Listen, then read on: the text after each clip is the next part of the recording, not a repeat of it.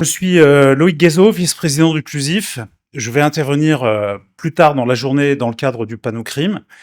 Mais je vais d'abord laisser la parole à Odile pour quelques mots d'introduction. Odile Dutil, présidente du CLUSIF. Bonjour à tous. Écoutez, je suis ravie de vous retrouver pour cette nouvelle édition du panorama de la cybercriminalité organisée par le CLUSIF. Le panneau crime, c'est notre conférence. Pardon, parce que sinon on ne voit pas, c'est ça. C'est notre grande conférence, voilà, annuelle sur la cybercriminalité. Peut-être quelques mots d'abord du CLUSIF. Donc, nous sommes une association de professionnels à destination de professionnels. On a beaucoup d'activités, groupes de travail, espaces de travail, des publications, des conférences thématiques. Et donc, on a des ateliers, des études.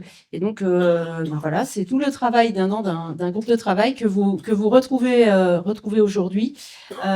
Panocrime, c'est l'occasion de revenir sur l'évolution de la menace, mais ça nous donne aussi en creux l'évolution de nos moyens de protection, fort heureusement, et l'évolution aussi de la justice qui nous permet voilà, d'avoir des actions vis-à-vis des cybercriminels.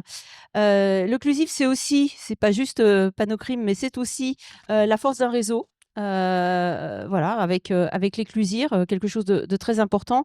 Et vous retrouverez avec nous des livrables de qualité et évidemment les groupes de travail. Donc c'est l'occasion de remercier aussi tous les membres qui ont travaillé activement à l'élaboration de ce dossier dont on vous rencontre finalement aujourd'hui. Et je laisse tout de suite la parole à Loïc qui va vous présenter en fait l'agenda de la journée. Merci. Merci Odile pour ces quelques mots d'introduction. Je ne sais pas si, oui, le micro est reparti. On va rentrer dans le vif du sujet avec un rappel, comme on le fait tous les ans, mais il y a beaucoup de nouveaux aujourd'hui. Donc le panorama de la cybercriminalité, c'est un GT, un groupe de travail du CLUSIF. Donc c'est-à-dire une équipe qui se constitue chaque année avec un objectif de réaliser une veille en source ouverte pendant toute l'année et de produire une conférence en début d'année suivante qui reprend la synthèse des événements majeurs, des nouvelles tendances, des confirmations de nouveaux sujets, comme on peut le faire maintenant depuis 26 ans. C'est évidemment un espace connecté au sens ouvert. On travaille avec tout l'écosystème. Et je rappelle qu'on fait état de situations de tendance à partir de sources ouvertes.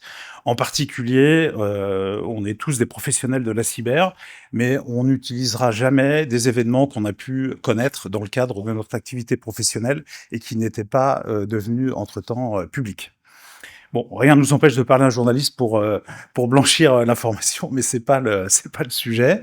Et puis nous nous autorisons à mettre, si la qualité est là et si les objectifs sont aussi partagés, d'autres études ou des constats d'autres sociétés de l'écosystème.